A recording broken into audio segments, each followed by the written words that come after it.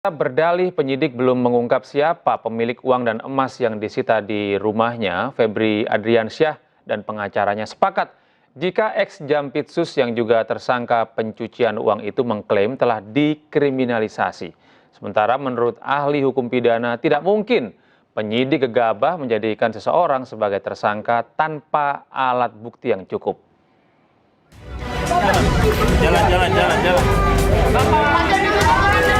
Sebelum digelandang ke rutan KPK, ex-Jampitsus Febri Adriansyah sempat melawan. Ia berdalih telah dikriminalisasi. Ya, dan saya merasa memang ini kriminalisasi. Acaranya menyebut tidak heran jika Febri merasa dikriminalisasi. Pasalnya hingga ditetapkan sebagai tersangka, Kejagung belum juga menunjukkan alat bukti yang jelas. Bukti-bukti untuk dasar penetapan tersangka masih abu-abu, tidak clear dan tidak begitu jelas. Itu yang pertama. Yang kedua, predikat crime-nya untuk TPPU juga masih tidak begitu jelas.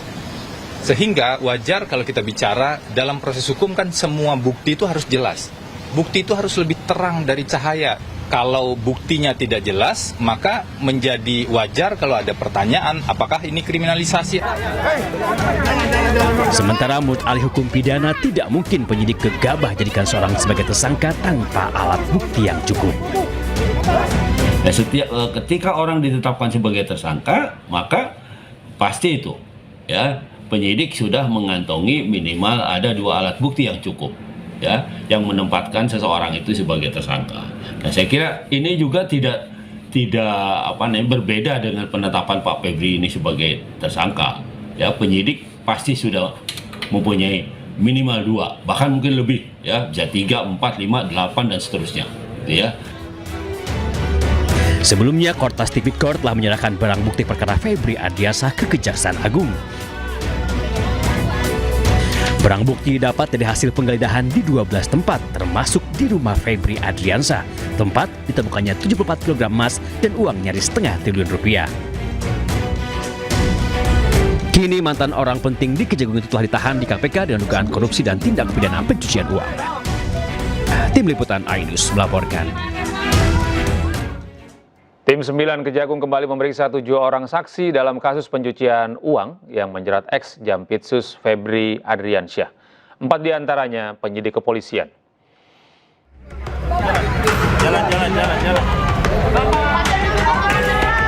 Setelah menetapkan ex-Jampitsus Febri Adriansyah sebagai tersangka korupsi dan pencucian uang, Tim 9 Kejagung tancap gas memeriksa 7 orang saksi. Ketujuh saksi diperiksa untuk kasus dugaan pencucian uang 543 miliar rupiah dan emas 74 kg yang melibatkan tersangka Febri Adriansyah. Kepala Pusat Penerangan Hukum Kejagung Anang Supriyatna menyebut dari 7 orang yang diperiksa, 4 diantaranya penyidik kepolisian. Anang juga menyebut pemeriksaan para saksi dilakukan untuk memperkuat pembuktian perkara yang menjerat Febri Adriansyah. Kejaksaan Agung melalui tim penyidik Tim 9 telah melakukan pemeriksaan terhadap 7 orang saksi terkait seprindik perkara TPPU yang melibatkan tersangka saudara FA. Adapun ketujuh orang saksi tersebut berdasarkan informasi dari penyidik telah hadir semua dan memenuhi panggilan penyidik. Di mana terdiri dari 3 orang pihak swasta dengan inisial WF, BM, dan H, serta 4 orang dari pihak penyidik kepolisian. Dan sampai saat ini, tim penyidik masih melakukan pendalaman pemeriksaan saksi-saksi guna memperkuat pembuktian dalam perkara dimaksud dan belum melakukan tindakan hukum lainnya. Kejagung telah menetapkan mantan Jampitsusnya Febri Adriansyah sebagai tersangka tindak pidana pencucian uang atau TPPU. Tim 9 menyebut dugaan TPPU dilakukan Febri saat dirinya menjabat sebagai jaksa di Kejaksaan Agung. Kini mantan orang penting di Kejaksaan Agung itu telah ditahan di rutan KPK. Tim Liputan iNews melaporkan. Tersangka korupsi dan pencucian uang Febri Adriansyah dan pengacaranya menantang Kejagung untuk menjawab siapa pemilik uang dan emas 74 kg yang disita di rumahnya. Sementara menurut Saud Situmorang, mudah bagi penyidik mengungkap siapa saja pihak yang ada di balik barang bukti tersebut.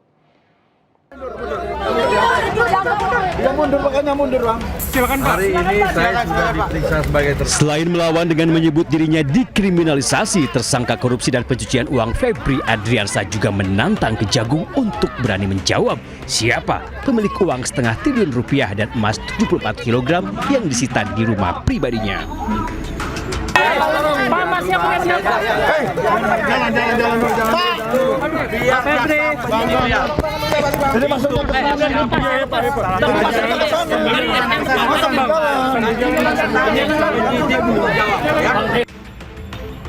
Tahu banyak Febri Adriansyah, pengacaranya Febri Diansyah juga mendesak Kejagung menjelaskan siapa dan untuk apa uang dan emas yang mereka sita di rumah Febri Adriansyah. Yang secara hukum wajib untuk dibuktikan dan perlu dikelirkan adalah sebenarnya siapa pemilik benda-benda tersebut. Itu kan pertanyaan yang harus dibuktikan ya secara hukum. Dari mana sumber benda-benda atau barang-barang tersebut? Mantan Wakil Ketua KPK Saud Sitomorang menyebut tidak sulit bagi penyidik untuk mencari tahu siapa pemilik uang dan emas hasil penggeledahan. Saud bahkan yakin ada jaringan panjang yang bisa menambah jumlah tersangka. Kamu percaya nih cuma 2 cm? Kalau aku bilang ini udah sampai 20 cm kedalamannya. 2 cm artinya baru 2 orang gitu loh. Iya. Nggak ada korupsi itu hanya 2 orang. Pasti ada penyertaan, pasti ada kerjasama, pasti ada yang mengorkestrasi, ada yang membantu, ada yang menikmati, iya kan? Ada yang hanya merintah-merintah, ada yang kemudian hanya bawa emas itu loh. Sebelumnya polisi menggeledah 12 tempat di rumah Febri Adriansyah. Polisi menyita 74 kg emas dan 500 miliar rupiah lebih. Belakangan, Don Rito mengaku sebagai pemiliknya. Uang dan emas itulah yang menjadi musabab Febri Adriansyah dan Don Rito ditetapkan sebagai tersangka dugaan tindak pidana pencucian uang. Lalu teka-teki muncul, siapakah pemilik tumpukan uang dan emas pembawa malapetaka itu? Tim Liputan iNews melaporkan.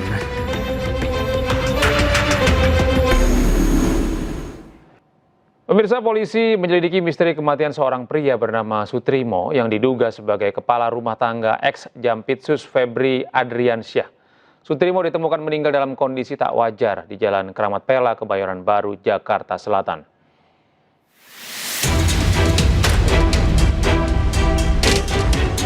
Polda Metro Jaya terus mendalami penyebab kematian Sutrimo. Sutrimo ditemukan meninggal dalam kondisi tak wajar dengan mulut berbusa di depan klinik Jalan Keramat Pela, Kebayoran Baru, Jakarta Selatan. Meski belum menerima laporan resmi terkait kasus ini, namun polisi tengah menyelidiki dan mengumpulkan bukti baik di TKP maupun pencarian bukti dan informasi di sepanjang lokasi terkait kasus ini. Nah, Polda Metro Jaya pasti akan mendalami informasi sekecil apapun, apalagi terkait tentang hilangnya nyawa seseorang. Apakah itu wajar atau tidak wajar? Ini masih didalami. Pasti nanti kami akan sampaikan kepada teman-teman sekalian update terkini. Tapi yang paling utama adalah kami berterima kasih ada informasi ini berawal dari teman-teman media ataupun penggiat-penggiat media sosial. Sekecil apapun informasi pasti akan didalami oleh Polda Metro Jaya. Sebelumnya, Kamis minggu lalu, Sutrimo ditemukan warga dalam kondisi tak sadarkan diri dan mulut berbusa di halaman klinik Morden. Korban sempat dilarikan warga ke Rumah Sakit Muhammadiyah di Taman Puring, Kebayoran Baru, namun nyawanya tak tertolong. Dikabarkan sebelum meninggal, Sutrimo sempat menelpon saudaranya dan mengeluhkan sakit di bagian lambung. Dari Jakarta, Tim Liputan iNews melaporkan.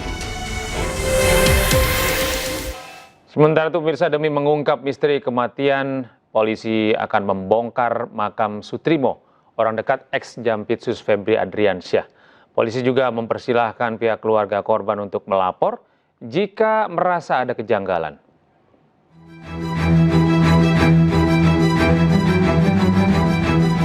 Polda Metro Jaya hingga kini masih mengusut penyebab kematian Sutrimo, pria yang diduga kepala rumah tangga mantan Jampitsus Febri Adriansyah. Polisi menyebut tidak menutup kemungkinan akan melakukan ekshumasi bila hasil penyelidikan kematian korban dinyatakan tidak wajar. memberi ruang kepada keluarga korban yang masih dalam kondisi berduka. Dan kita juga memberikan himbauan, apabila memang keluarga korban merasa ada kejanggalan terhadap meninggalnya saudara S, ini bisa membuat laporan kepada Polda Metro Jaya. Dan ini lebih pro justistianya lebih tepat, lebih enak untuk kita melakukan pendalaman. Selain meminta keterangan dari saksi, olah tempat kejadian perkara juga telah dilaksanakan. Digelar di Modern Estetik Klinik, Kebayoran Baru, Jakarta Selatan. Klinik ini diduga sudah tidak beroperasi bahkan sejak 5 tahun lalu. Pria bernama Sutrimo sebelumnya ditemukan tak sadarkan diri di sebuah klinik terbengkalai Jakarta Selatan. Korban kemudian dievakuasi ke Rumah Sakit Muhammadiyah Taman Puring. Namun ketika tiba di rumah sakit, korban dinyatakan meninggal. Dari identitasnya, warga menduga Sutrimo sebagai penjaga rumah atau kepala rumah tangga Pantan Jampitsus Febri Ardiansyah yang saat ini terseret kasus korupsi. Tim Liputan iNews melaporkan. Sementara itu, keluarga Sutrimo di Banyumas, Jawa Tengah menyebut tidak akan menuntut pihak manapun terkait kematian orang dekat ex-Jampitsus Febri Ardiansyah tersebut. Keluarga ikhlas menerima dan menduga Sutrimo meninggal akibat penyakit diabetes yang dideritanya.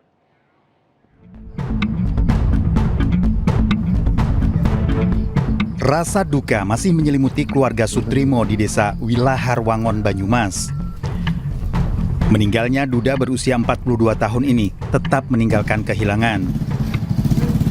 Namun keluarga tidak akan melakukan upaya hukum menerima kematian Sutrimo dengan ikhlas. Pekerja rumah tangga mantan Jampitsus Febri Ardiansyah ini meninggal diduga karena penyakit gula yang sudah akut. Itu pihak keluarga tidak akan menuntut apapun ya Mbak Mary ya. Cuma minta doanya saja, mudah-mudahan dia diterima oleh Allah Subhanahu wa Ta'ala, diamini dosa-dosanya, yang keluarga yang ditinggalkan juga diparingi sehat semuanya, tidak ada halangan suatu apapun. Jenazah korban telah dimakamkan pihak keluarga di TPU Wilahar pada Kamis malam. Dari Banyumas, Jawa Tengah, Saladin Al-Ayubi, iNews melaporkan. Sementara itu, Febri Ardiansyah, kuasa hukum ex-Jampitsus, menyatakan tidak mendapatkan informasi terkait kematian Sutrimo. Febri menyatakan menunggu keterangan kepolisian atas perkembangan kasus tersebut. Kami fokus di substansi perkara tadi. Saya juga tidak dapat informasi ya terkait dengan hal itu. Yang saya baca di media-media kan sudah ditulis dan Polda juga sudah mulai lakukan, saya nggak tahu itu penyelidikan atau seperti apa. Jadi mungkin memang lebih baik agar isunya nggak campur aduk ya, lebih baik kita tunggu saja bersama-sama informasi resmi dari Polda, karena kami ini kan advokat untuk perkara di Kejaksaan Agung. Jadi kami tidak mungkin bicara lebih jauh dari